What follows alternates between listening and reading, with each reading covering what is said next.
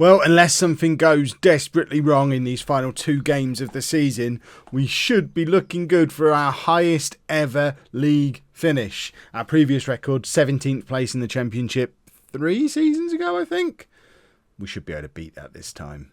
Hello and welcome to part 119 of Backing the Boro. I'm Kev, and coming up on today's episode we have our last 2 games of the Championship season. We're at home against Bristol City and then away against Southend. Since you were last with me, we've just carried on with this weird little indifferent form where for the last 10 games or so now we win 1, lose 1, win 1, lose 1, which means, and believe it or not, we're winning the home games, losing the away games. Who knew? It's the way we've been playing in the Championship for as long as we've been in it, apart from that time where we just lost all the games because we were really rubbish. So in theory, we should beat Bristol City and win Southend, and if we do that, we will be guaranteed to finish above 17th place where Brighton currently hang out. So let's have a little look at the team that we're going to put out there to do exactly that. And we do have a little bit of transfer news. We'll have more transfer news in the next episode, but someone noticed this yesterday, and I didn't even notice it, but Ibrahim has ruined my plan. He's already agreed to transfer somewhere else. If you remember, my plan with him all along, we sold him for £600,000 after signing him for a free transfer the summer before, loaned him back immediately, and he's now been on loan with us for 5 years, with Bristol City paying 100% of his wages. His contract with them expired this summer. I assumed we'd be signing him permanently. I didn't know why he would go anywhere else after playing for us for the last 6 years, over 200 games for us, but in actual fact, he's going to Saint Etienne. There's always the chance that they might want to loan him back to us as a mid-table Ligue 1 team, but if they don't, we're going to have to sign a new right back, because I've already kind of decided that Jake Lang is leaving us this summer as well. What's worse is you're not going to see Ibrahim's last game because he's injured and he'll be out for the rest of the season now, so we're never even going to see him play again. After all that, he's limping out in a very sad fashion. Slightly less sad, James Ball is getting ever closer to Joe Anderson's all-time record appearances. The Anderson record is 408. James Ball is on 403. I did panic for a second when I realised Ball was out of contract at the end of this season. Luckily, he hasn't been stolen by anyone else, and we have just offered him a new contract. He's on 91 goals as well. So, if he played for us for the next 5 years, he'd probably break the goal-scoring record as well. But Dan Fisher, he's now about 3 goals away from that. In fact, we probably need to do a little bit of maths to work out exactly where Dan Fisher is. Where's my telephone? So he has 195 career goals, but 34 of them and 23 of them were for Gloucester. So he's on 138 goals for us at the moment, and the club record is 143. So unless he gets 5 goals today, he's not breaking it this season, but he is under contract for another year. So he should break the contract, their record eventually. He's in terrible form though. I mean, his last 20 appearances, okay, so he didn't play in 5 of them, but he's got 1 goal in our last 20 games as a club.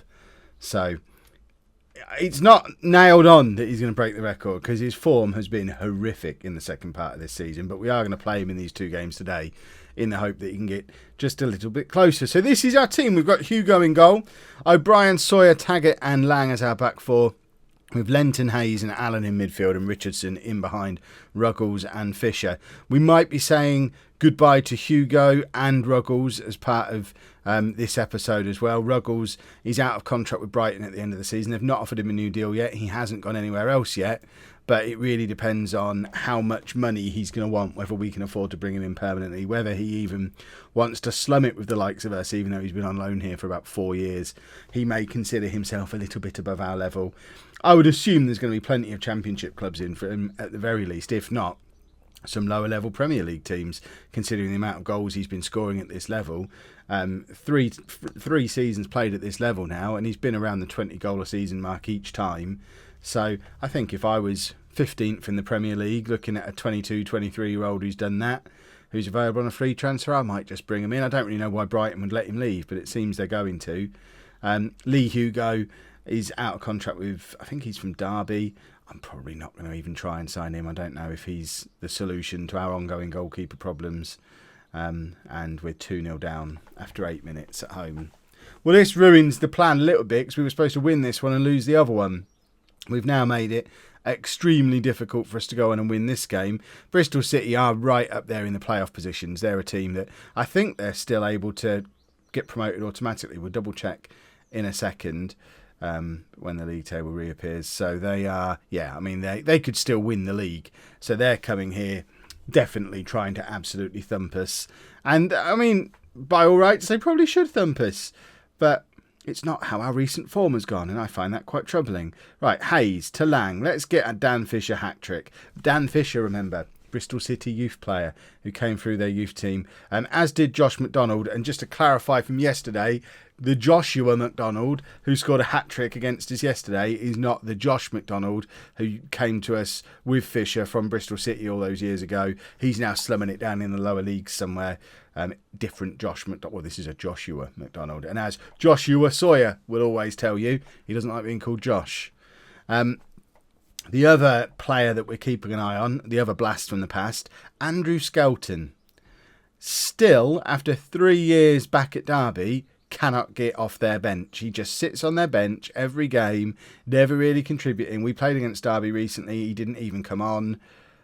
There's got to be a point where we can bring him in. His contract must be running out at some point. I haven't actually checked if it's run out this summer, but I have sent our scouts to have a look at him again. But surely we reach a point where either his contract is up and we can bring him in, or he becomes cheap enough that we can just go and buy him. Because, yes, when he went there was that first season he was back at Derby, he was on the verge of signing for, I think it was Brentford, who were in the Premier League at the time. They may well still be. There was like a £4 or £5 million transfer agreed, and it fell through at the last minute. And I breathed a sigh of relief because he hadn't disappeared off to the Premier League for big money, and I was hoping we might be able to get him back on loan at that point. But there's been no suggestion of a big move or a Premier League move since then. He's now struggling to get into a Derby team that is in turn struggling in this league. Where are they? Are they in the Premier League? They can't be because we just played them. Oh, there you go. They're rock bottom of the Championship. That's why I couldn't find him. So he can't get into the team rock bottom of the Championship now. So you got to think that's a player we should be able to pick up. If they get relegated, he might even have a relegation release clause. So we're keeping a very close eye on him. I'm wary of, let's say his relegation release clause is £1 million. I'm wary of doing a Darwin, and we survive in the Championship and spend £1 million on a midfielder who was good for us once. But it's Andrew Skelton. He wasn't good for us once. He was an absolute superstar for us in this division the first time we were at this level. You got to think he's worth £1 million if the option's there. Ruggles to Dan Fisher, and Fisher misses. A Dan Fisher goal just before half-time, making it 3-2 going into half-time. And you got to think we've got a little bit of a chance. We'd have Bristol City on the ropes there, but alas, 'twas not to be. And Fisher continues his run of not scoring a goal. This will, if he doesn't score today, it will actually mean on that past 20 games that he could have scored in. I know he didn't play in them all, but on his form thing, there will be no goals in the last 20 games that he could have played in. Which, I mean, that's going to be the only time in his entire career that that's been the situation.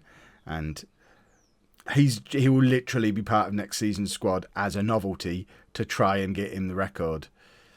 But it's becoming harder and harder to keep giving him game time when he keeps missing chances.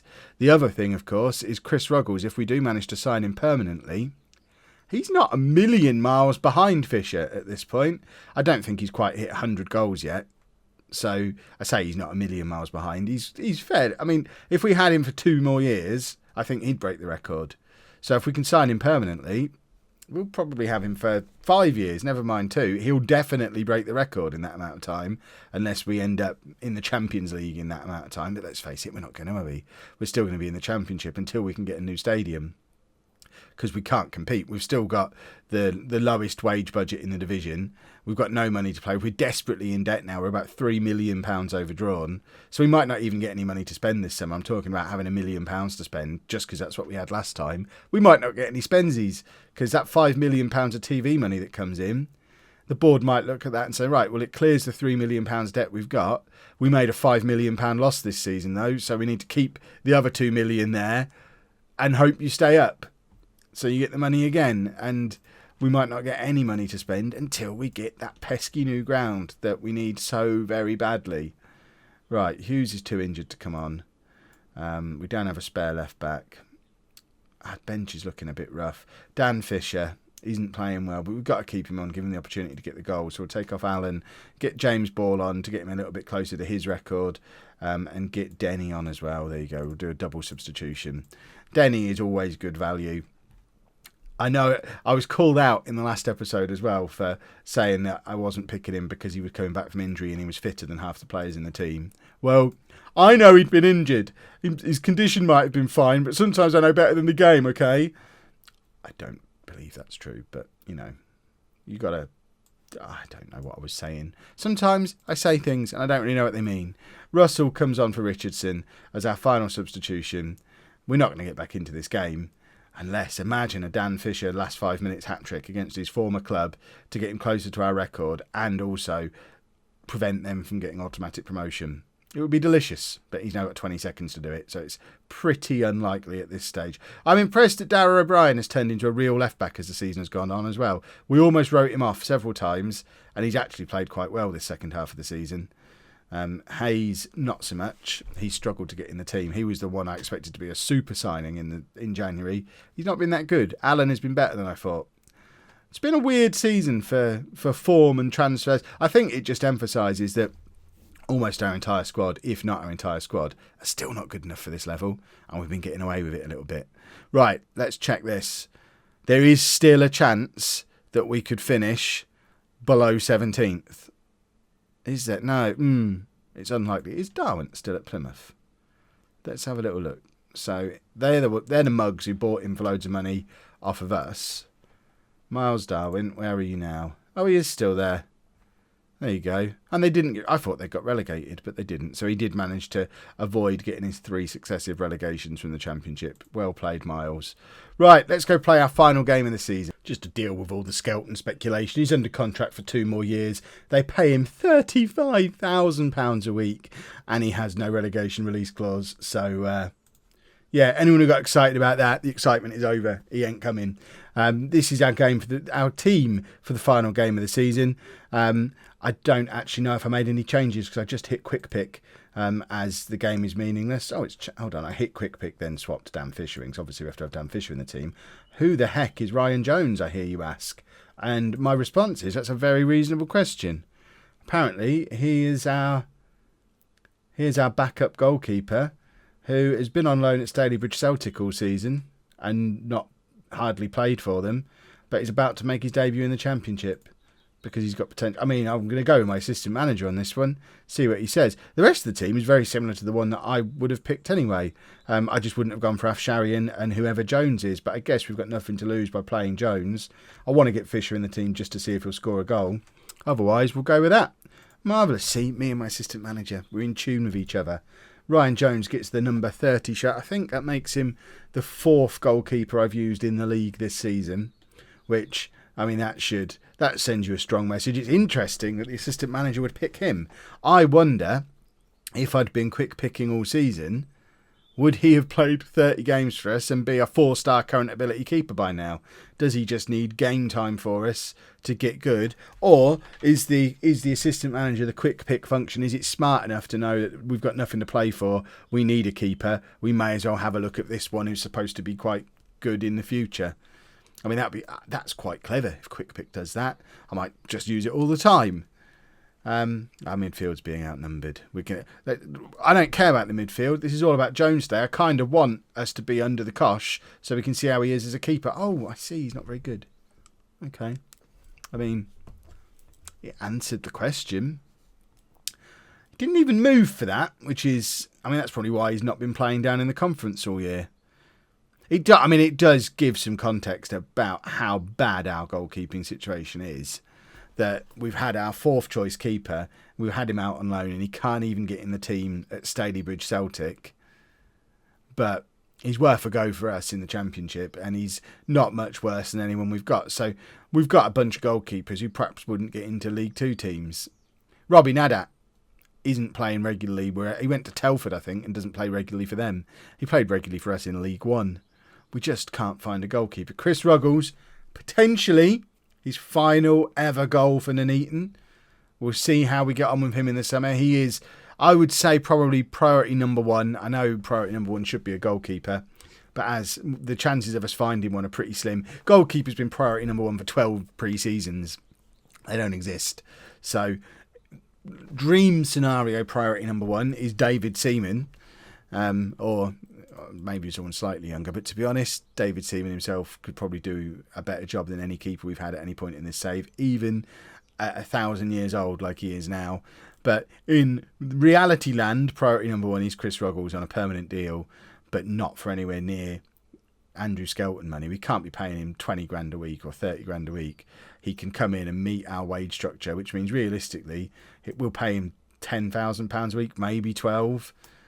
I don't think we'll be able to pay. In fact, how much does he earn at the moment at wherever he is? Oh, he's only earning £2.5 grand a week at Brighton. So it depends how good he thinks he is. He might decide now's his move where he gets 20 grand a week at a top championship club as a first choice player, or maybe he's not as good as I think he is. I'm fully aware in recent episodes I've described him as a championship version of Ashley Chambers because of how frustrating he can be. But we're going to pretend that's not the case and just remember that he scored today. Dan Fisher! No. Just no. Well, as it stands right now, we're going to finish in 13th place, which will be our highest ever league position, with our highest ever points total at this level as well. I mean, it's been a good season. People say, Kev, why don't you do a season review at the end of the year? Well, here you go. Here it comes. I'm not going to go through all the players individually, because quite frankly, I don't do that when the camera's off. I find it quite boring. You must know by now, I picked the team based on feel. That's why I didn't know we had this goalkeeper at the club. I'd just never heard of him. I wonder, hold on, change player? No. Oh, I can change player. Can I change player? No, the penalty's gone in the background. James Ball's just scored. I wanted to put Dan Fisher on that penalty, but James Ball gets ever closer to breaking the record himself. He might be the man who does it. He turns 30 over the summer, though, so it seems quite unlikely. I did do a little bit of research to work out why Joe Anderson never earned a testimonial, and apparently you have to be over the age of 30, have been at the club for more than 10 years, and have announced your retirement. So Joe Anderson only met one of those criteria because he was like 28 when we sold him. He'd been here like 10 years, but he hadn't announced his retirement. He wasn't over 30. Whereas James Ball, if he signs the new contract we've given him, it's a new 2-year deal. That'll take him to 32. He might decide at the end of that he wants to retire. In which case, we'll get a testimonial for James Ball, which will be another opportunity for the likes of Luca Ercolani to come back and play for us one more time. Right. Final substitute. I'm not going to take Fisher off under any circumstances, really. We'll just make those 2 changes for now. We've got Afsharian's out of contract in the summer. I think we're probably letting him go. Oh, there you go. Sawyer's picked up an injury. I mean, how close is he to breaking the appearance record now? He can't be far behind Ball. Let's have a little look. 300. Oh, so he's a season behind. He must have signed the summer afterwards. Right, we'll have, for the final time, we're going to have 2 Balls on the pitch because the only other defender we've got is Phil Ball. So he can come on. O'Brien's slightly better at centre-back, so we'll put him there. Phil Ball already has a contract agreed to go somewhere in Scotland. I forget where. It's somewhere glamorous, probably. And it does mean that there's no way to take Dan Fisher off for the rest of the match now, so hopefully he'll score a goal. Now he knows he has to stay on the pitch. He might remember how to score goals again. James Ball is there. And just say, there you go, that's his 100th goal for us. James Ball. What a career that man has had from midfield. 400 appearances, 100 goals. So he's not only come with us from the conference all the way up to the championship, but he's scored a goal every 4 games from midfield as we've done it. He's this close to a knighthood in his own right. I don't want to lower the value of Sir Tom Elliott's knighthood, but James Ball, if he could break both records, but I think as soon as he breaks one of them, we might have to have a meeting of the knighthood committee and decide if he's earned it, because there's an argument that at this point he's the real hero of the save. We've had some heroes emerge, but James Ball, is he the one? Is he the player of the save? We've got to start thinking about this now, because once the save actually ends in like 2085, when I actually win the Champions League, we'll have forgotten all about the players that got us there, because we'll have spent 10 years in the Premier League with a bunch of fancy players, and one of them might end up winning Player of the Save. But we need to put a marker in this episode and say, look, that's why it's James Ball. Or go back 5 seasons, that's why it's Sir Tom Elliott. Right, there you go. Southampton have won the league. We have finished. I saw ligaments and thought it was cruciate ligaments. It's not. Let's not worry. Ryan Jones has made his debut. Hooray. So we finished 12th. We finished in the top half of the Championship for the first time in our history. Let's hit continue and see how much money we've got to spend next season. This is getting eerily close to one of those season reviews I said I don't do. But I want to know how much money we've got. This is going to make a big difference to how exciting this summer is going to be. Before you all ask, there's not going to be a live transfer window. I'm out tomorrow morning, so I need to try and record tomorrow's episode again today. So I've got an afternoon of doing a transfer window. Should I do it right now? No, I'm not going to do it right now. Do we get no transfer budget still? We'll hit continue again. If it doesn't pop up this time, then I'll turn the camera off and see if it's camera shy, and it might appear then. But surely it's got to pop. No? Oh, I mean, that's epically disappointing, because that's pretty much what we already had. They've actually lowered our wage budget because we weren't close to maxing out the wage budget, and they've left us with the transfer budget we had left over from last season. I know that's the reason for it, but I mean, that makes the job difficult, doesn't it? If you've enjoyed that, please make sure you leave a nice big thumbs up on there for me. Subscribe to the channel for daily Football Manager videos. And thank you very much for watching.